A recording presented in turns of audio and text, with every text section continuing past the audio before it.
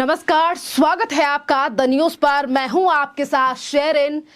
Canada के प्रधानमंत्री Justin Trudeau जो दिखा रहे थे भारत को आंखें, अब भारत ने राजनयिकों को निकालने के बाद जो है वो फिर एक बार झटका दे दिया है कनाडा के लिए, जिससे कनाडा का होगा करोड़ों रुपए का नुकसान। जी हां, और अब इन दोनों देशों के कॉन्फ्लिक्ट के बीच में आ चुकी है मसूर की दाल। जिस तरीके से भारत ने एक बड़ा झटका जो है वो जस्टिन ट्रूडो के लिए दिया है, और आखिरकार ये क्या है मामला जिसमें मसूर की दाल भी आ रही है बीच में। जी हां, आपके लिए बता दें कि भारत में हर साल लगभग 23 लाख टन दाल की खपत होती है, मसूर दाल की खपत होती है, जबकि उत्पादन सिर्फ 16 लाख टन का ही है। इसकी आपूर्ति के लिए भारत सबसे ज्यादा मसूर दाल जो है वो कनाडा से खरीदता है, लेकिन इन दोनों के बीच राजनयिक तनाव के कारण व्यापारी कनाडा से मसूर आयात के लिए नए कॉन्ट्रैक्ट जो हैं वो साइन नहीं कर रहे हैं, जिसकी वजह से कनाडा के लिए करोड़ों रुपए का नुकसान हो रहा है। भारत और कनाडा के बीच जारी राजनयिक तनाव का असर दोनों देशों के व्यापार पे भी अब पड़ने लगा है, और एक अंग्रेजी अखबार के मुताबिक, एक रिपोर्ट के मुताबिक दल उद्योग से जुड़े अंदरूनी सूत्रों का कहना है कि कनाडा और भारत में राजनयिक विवाद के बढ़ने के कारण कनाडा से दाल आयात के लिए किसी भी नए अनुबंध पर हस्ताक्षर नहीं किए जा रहे हैं। व्यापारी संभवित अतिरिक्त टैरिफ को लेकर सतर्क हैं, जिसकी संभावना है कि दोनों में किसी भी यानी कि कोई भी देश लगा सकता है टैरिफ, यानी कि रोक जो है वो बड़ी लग सकती है। और भारत जो है वो बड़ी मात्रा में मसूर की दाल को इंपोर्ट करता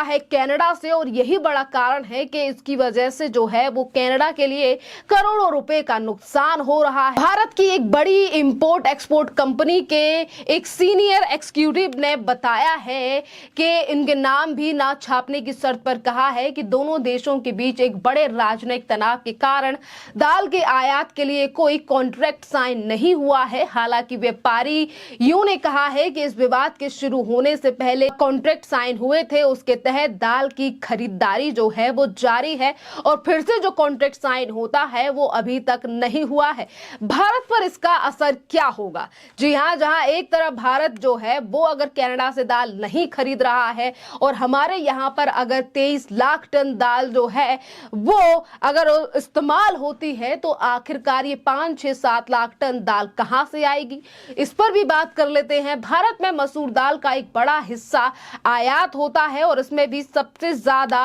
कनाडा से आयात होता है। देश में दाल की कीमतें पहले ही आसमान छू रही हैं। पिछले महीने दाल दलहन की महंगाई पर 13% अधिक थी। आगामी त्योहारी सीजन के मद्देनजर अगर मसूर की दाल की आपूर्ति में कमी आती है तो घरेलू कीमतें और भी ज्यादा जो हैं वो दाल पर बढ़ सकती हैं। दोनों देशों के राजनीतिक तनाव उच्चतम स्तर पर है। भारत सरकार के अल्टीमेटम के बाद कनाडा ने हाल ही में अपने 41 डिप्लोमेट्स को वापस बुला लिया। भारत ने कनाडा को अल्टीमेटम देते हुए कहा था कि अगर तय सीमा के होने के बाद भी ये राजनयिक भारत में रहते हैं तो इनकी सभी राजनयिक छूट खत्म कर दी जाएंगी। हालांकि अभी तक इस पर किसी भी देश ने व्यापार को कम करने के मकसद से कोई भी जो है वो टैरिफ नहीं लगाया है। और भारत में अगर दाल की बात हम करें तो भारत में हर साल लगभग 23 लाख टन की दाल की खपत होती है, जबकि 16 लाख टन ही है जो है वो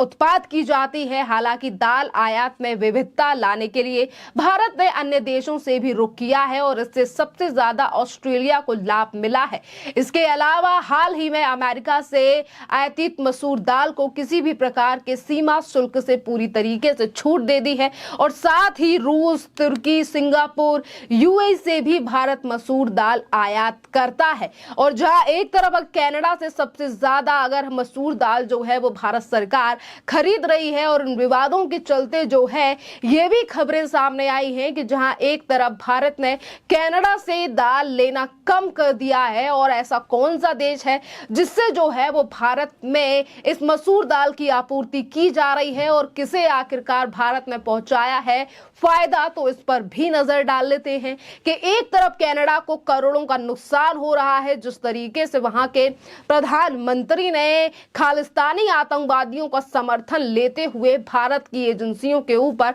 सवाल उठाए, जिसके बाद से लगातार भारत जो है वो एक के बाद एक बड़ी मुश्किलें खड़ी कर रहा है कनाडा के सामने और मुंह तोड़ जवाब भी हर चीज पर दिया गया। चाहे तो फिर वो खालिस्तानी आतंकवादी हरदीप सिंह निज्जर की हत्या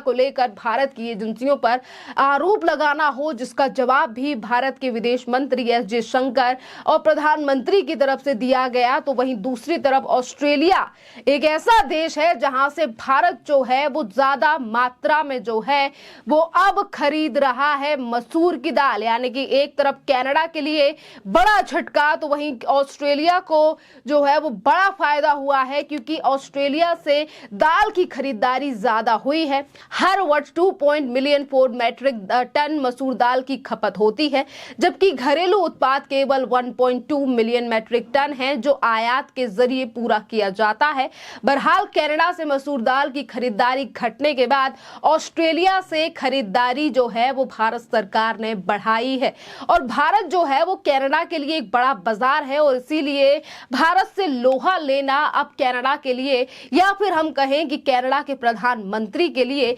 भारी पड़ चुका है, क्योंकि कनाडा के लिए भारत एक बड़ा बाजार है। 2022 में भारत कनाडा का 10वां सबसे बड़ा ट्रेडिंग पार्टनर था और कनाडा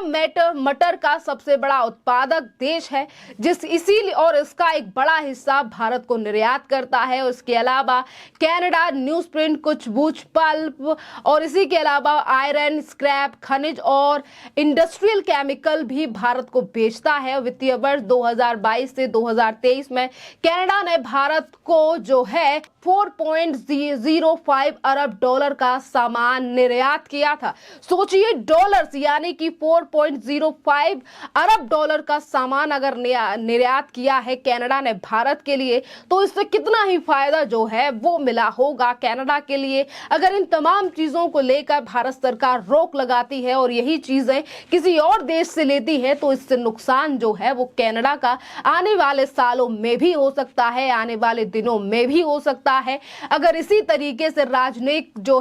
राजनीति के चलते बयानबाजी जस्टिन ट्रूडो ने भारत को लेकर की।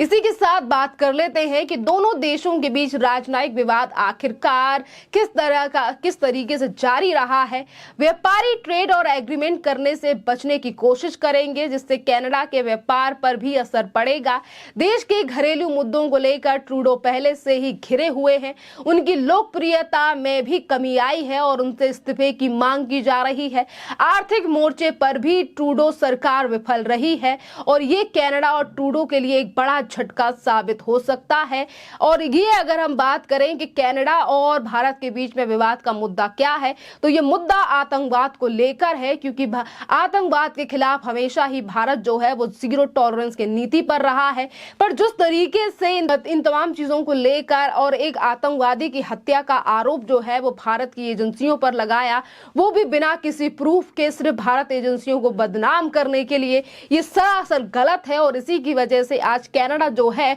वो इस कदर जो है वो डाउन होता जा रहा है, क्योंकि अभी पिछले ही दिनों जो है वो चाइना से भी आलोचना जो है वो की गई थी जस्टिन ट्रूडो की, जिससे ये लग रहा है कि जो कनाडा अपने आप को इंडिया से ऊपर बता रहा है, पर आज कई ऐसे बड़े देश हैं जो कि भारत के साथ खड़े हुए दिखाई दे रहे हैं इस कॉन्फ्लिक्ट में। चलिए, इस पूरे मामले पर आपकी जो भी राय हो आप हमें कमेंट कर जरूर बताइए। धन्यवाद।